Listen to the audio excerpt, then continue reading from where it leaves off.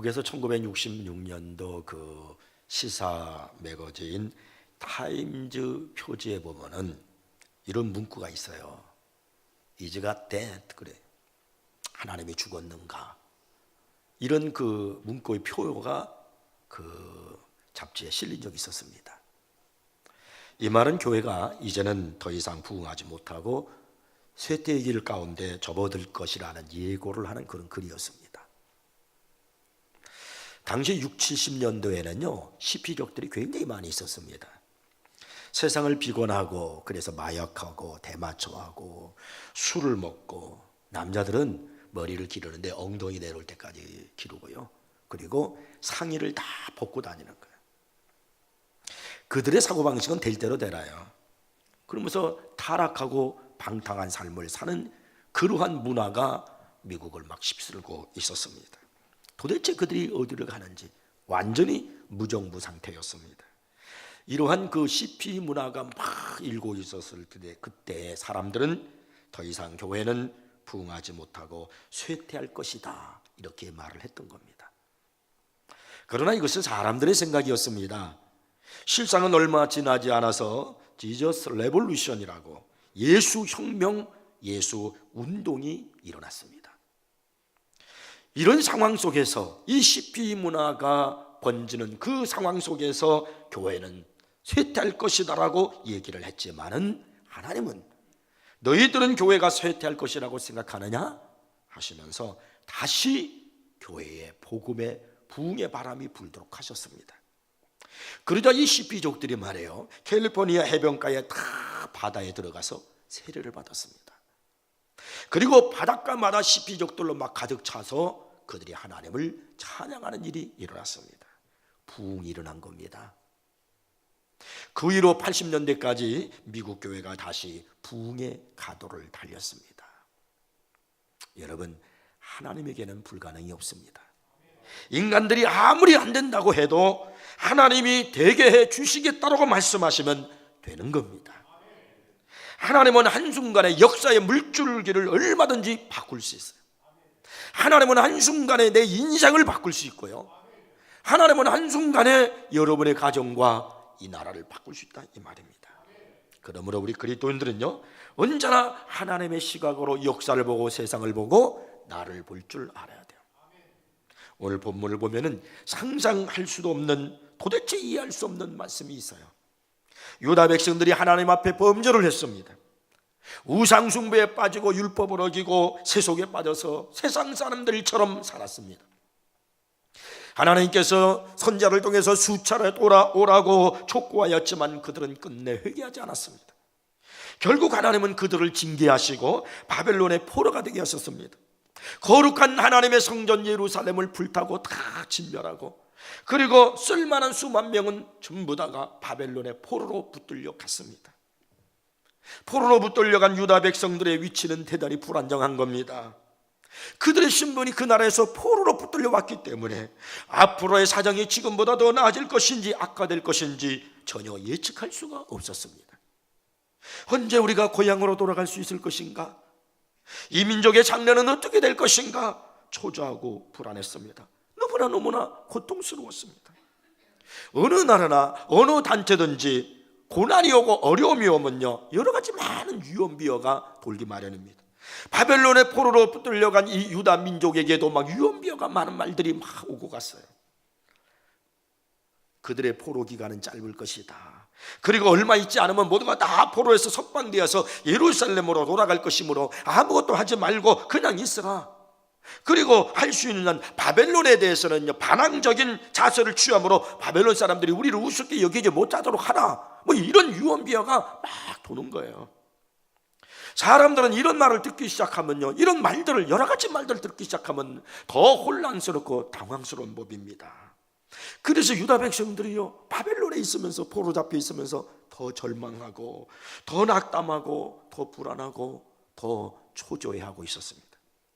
이때 예레미야 선지자를 통해서 주신 하나님의 메시지가 우리가 함께 읽었던 오늘 본문이에요.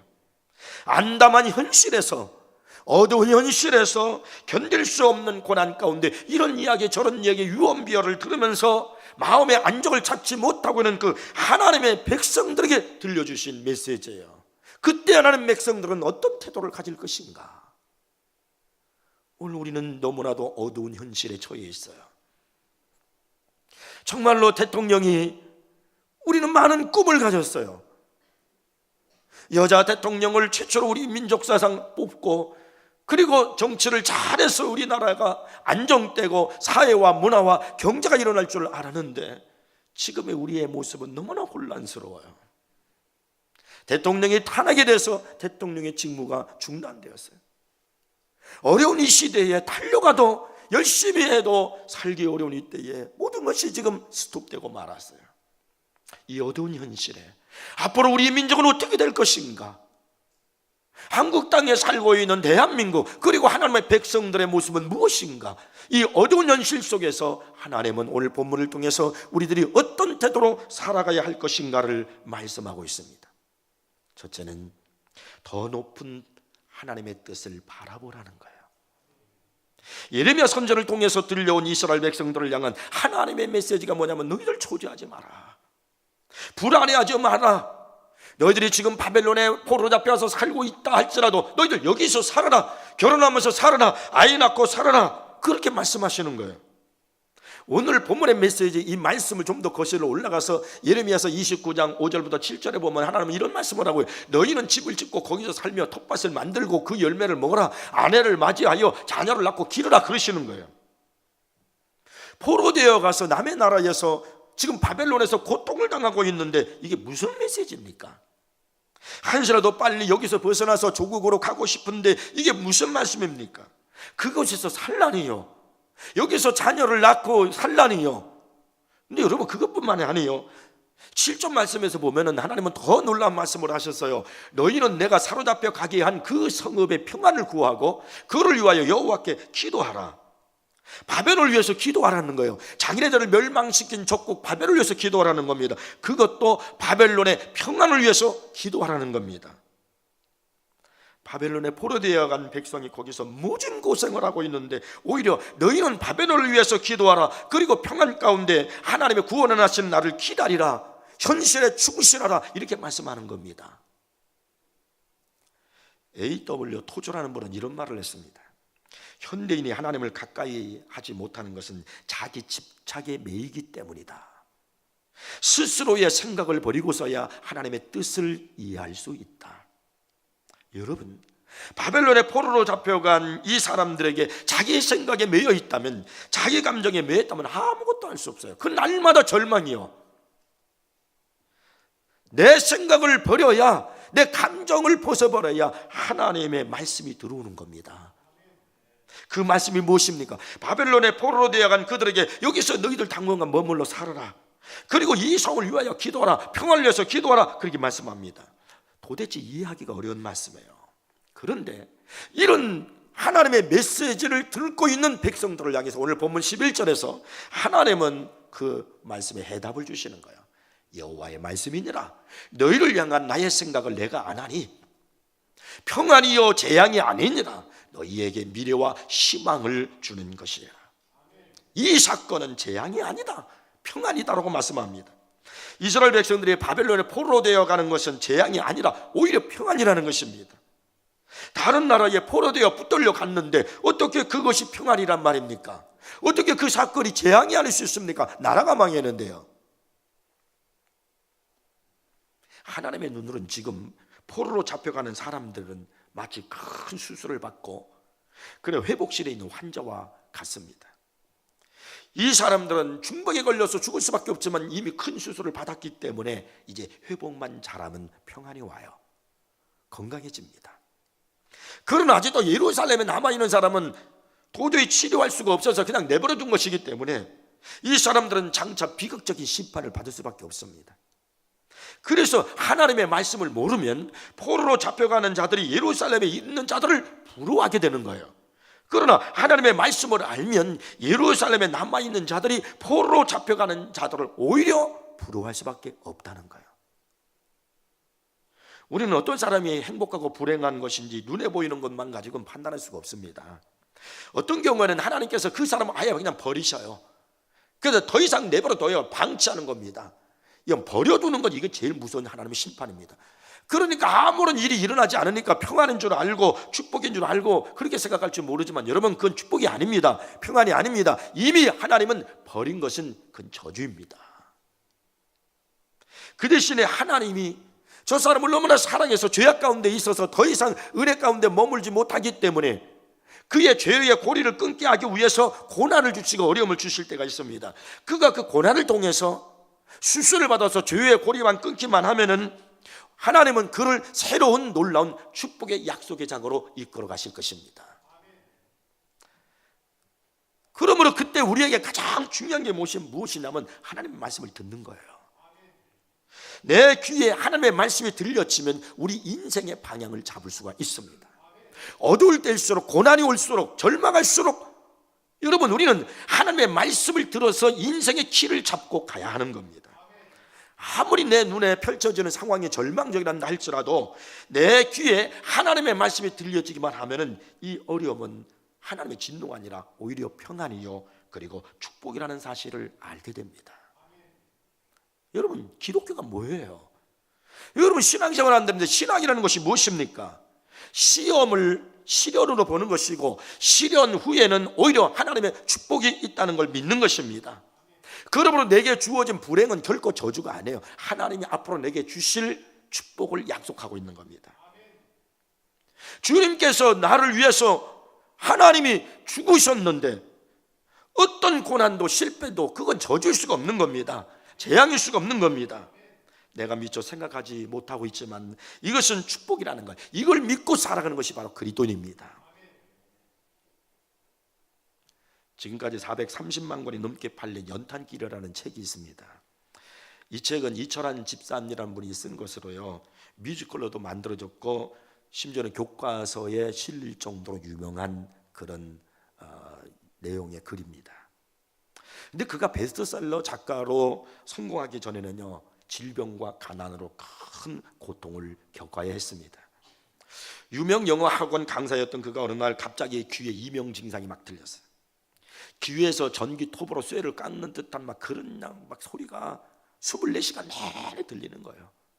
여러분, 쇠 가는 소리를 한번 들어보세요. 얼마나 온몸에 막 소름이 끼칩니까? 근데 이 집사님은 24시간 그 소리가 들리는 거예요. 뿐만 아니라 어지럼증이 너무 심해가지고 화장실을 갈 때도 그냥 못 가요. 벽을 짚고 가야 되고요. 밖에 외출을 할 때도 그냥 걸어갈 수가 없어요. 어지러우니까 지팡이에 의지해서 간신히 갈 수밖에 없었습니다. 그러다 보니까 직장을 그만둬야 하고 어두운 방에 항상 홀로 거기서 지내야만 했습니다. 주일에 교회를 와야 되는데 교회 안에 두루질 못하는 거예요. 어지러워서 앉아있을 수도 없어요. 그래서 주일날 교회 벽을 붙들고 손으로 벽을 대고 그리고 예배를 드립니다. 그가 연탄길 초고를 써서 3년 동안 5군데 출판사를 보냈지만 매번 거절을 당했습니다. 그래서 낙심이 오고 절망이 오고 그러다 보니까 생활고까지도 어려워졌습니다. 이 고통을 참을 수가 없었어요. 그래서 그는 술을 먹었어요. 심지어는 자살을 생각까지 했습니다. 그러던 어느 날 아내가 자기한테 와서는 이런 얘기를 하는 거예요. 여보, 내가 오늘 새벽 기도를 가는데 중풍에 걸린 할아버지가 한 걸음 절뚝절뚝 가면서 겨우겨우 발걸음을 옮기면서 주여 힘을 주세요. 한 걸음 또 옮기면서 주여 힘을 주세요 라고 기도하는 걸 보는데 내 눈물이 너무 나더라고요. 이 집사님이 이 말을 듣는 순간에 마음에 큰 감동이 왔습니다. 빨리 응답을 해주시지 않는다고 원망하고 불평했던 자신의 모습을 돌이켜보니까 부끄러웠어요. 그래서 눈물을 흘며 회개했습니다. 그는 이런 고백을 해요. 한 걸음 걷기 위해 기도하는 간절함은 얼마나 눈물겨운 간절함입니까? 다음 날부터 나는 다시 기도를 시작했습니다. 저는 간절한 목소리로 주님께 간구했습니다. 하나님, 이명과 어지럼증에 대한 고통과 두려움을 이길 수 있는 힘을 주십시오.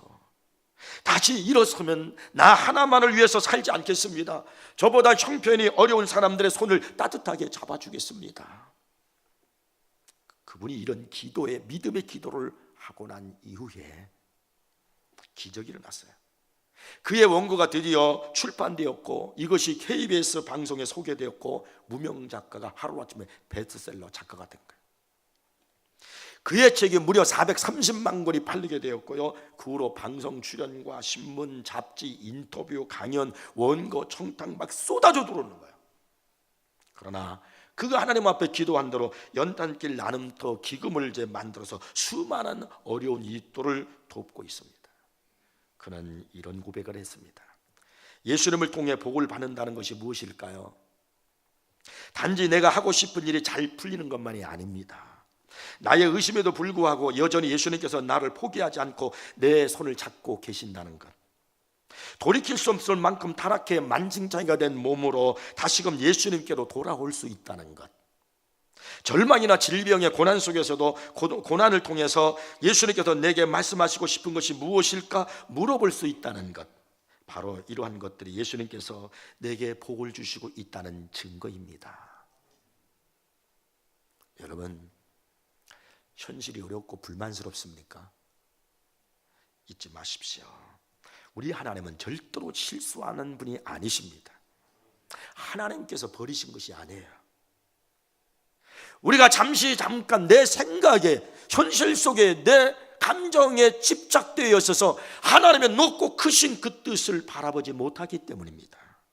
이제 눈을 뜨십시오. 그리고 명심하십시오. 하나님은 당신의 더 큰 사랑을 보이기 위해서 잠시 약간의 고난을 우리에게 허락하셨다는 이 사실을 말입니다. 이사야서 55장 8절 9절에서 하나님은 이렇게 말씀하셨어요. 이는 내 생각이 너희의 생각과 다르며 내 길은 너희의 길과 다름이니라. 여호와의 말씀이니라. 이는 하늘이 땅보다 높음 같이 내 길은 너희의 길보다 높으며 내 생각은 너희의 생각보다 높음이니라. 여러분, 눈을 떠서 하나님께서 역사하시는 그 높은 사랑의 섭리의 뜻을 생각하시고 바라보시기를 바랍니다. 아무리 큰 사건이요 모순적이고 부조리한 것이 있다 할지라도 그곳에도 하나님의 뜻이 있음을 여러분 기억하십시오. 그러므로 우리는 어떤 상황, 어떤 환경, 지금 이 나라에 닥친 이런 일들, 아니면 내 삶 속에 일어나는 어떤 일들, 그 어떤 모습을 우리가 당한다 할지라도 로마서 8장 28절에서 말씀하고 있는 이 말씀을 놓치지 마십시오. 우리가 알거니와 하나님을 사랑하는 자 곧 그의 뜻대로 부르심을 입은 자들에게는 모든 것이 합력하여 선을 이루느니라. 내 앞에 있는 정치, 경제, 문화, 복잡한 문제, 마음에 안 드는 사건들, 현실이 어떤 일들, 거기에 집착하지 마십시오. 내 생각에 매이지 마십시오.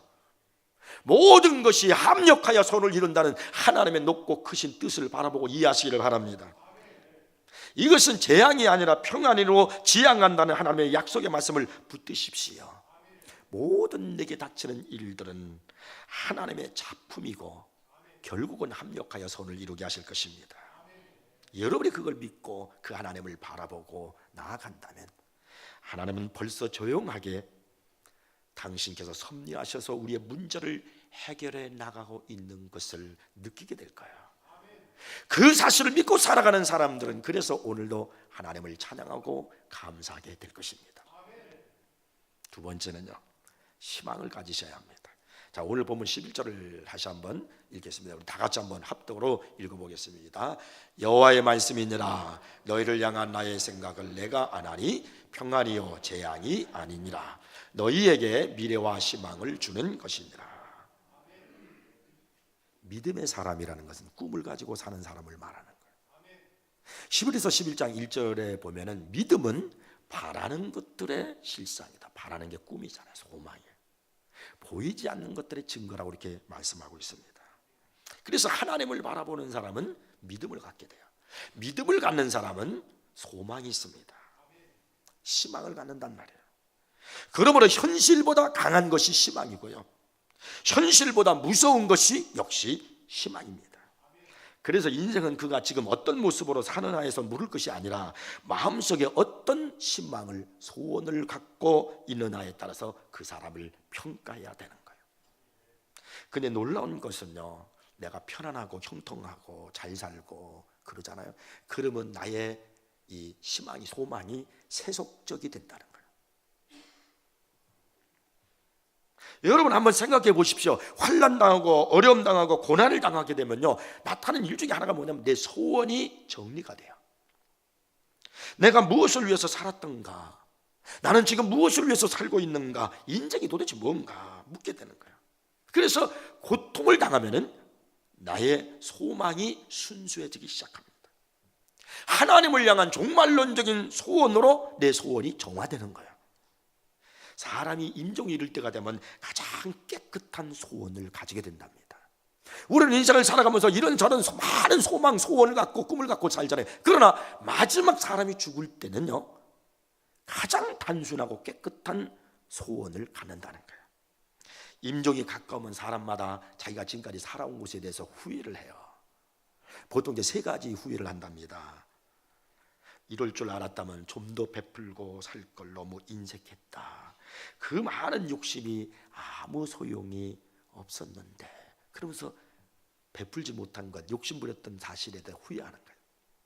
또 하는 것은, 또 한 가지는요, 좀 더 참을 걸, 내가 왜 그랬을까, 내가 참지 못해서 상처를 주고 내가 왜 그랬을까. 그래서 참지 못한 것들에 대한 후회가 막 몰려와요. 그리고 마지막은 좀 더 사랑하며 살 걸, 나의 사랑이 너무나 부족했구나, 그러면서 후회하게 된답니다. 그러면서 그의 소망이 단순해져요. 오직 하나의 소망으로 바뀌는 거예요. 하늘을 향한 소망, 하나님을 향한 소망, 그것으로 바뀌게 되는 거예요. 그래서 단순한 소망을 가졌다는 것은 단순한 마음을 가졌다는 거예요. 여러분, 우리가 신앙생활을 하면서 정말 중요하게 뭐냐면 내 소망을 단순해야 해요. 우리의 마음을 단순한 마음으로 가져야 됩니다.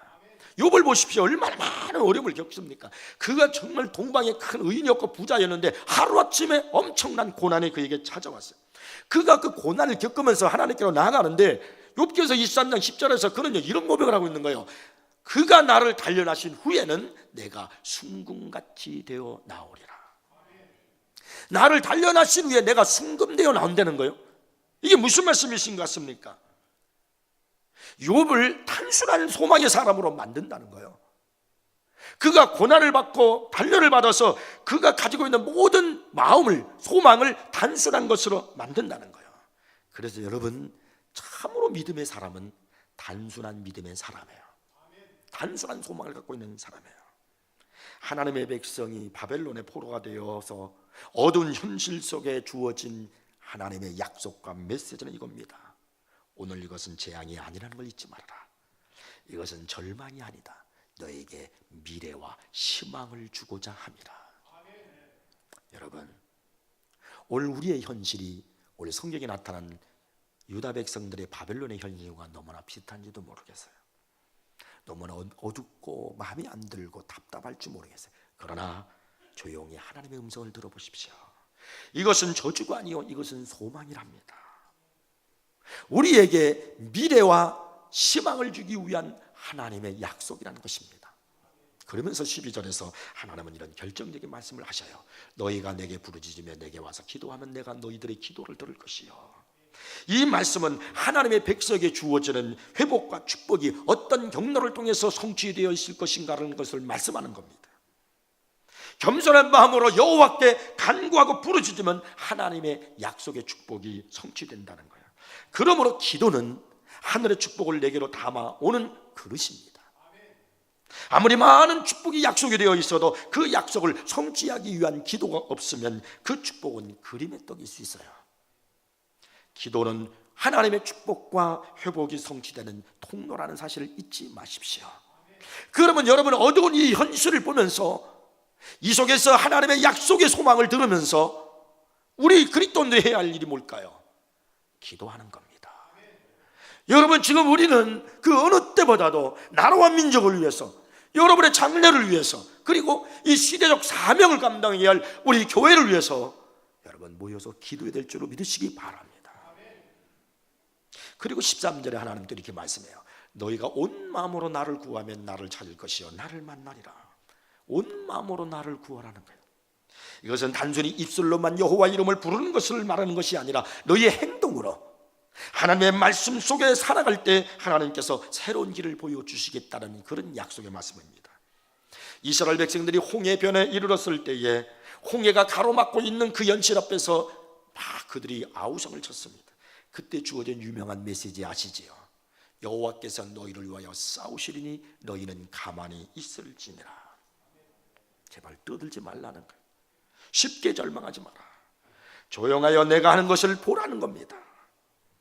여러분, 이제 우리의 모든 생각을 잠시 멈추고요, 오늘의 현실이 무엇을 의미하는지, 우리나라에게 주어진 이 어두운 일들이 우리에게 무엇을 의미하고 이 고난을 통해서 하나님께서 무엇을 이루고자 하시는지 조용히 들으셔야 합니다.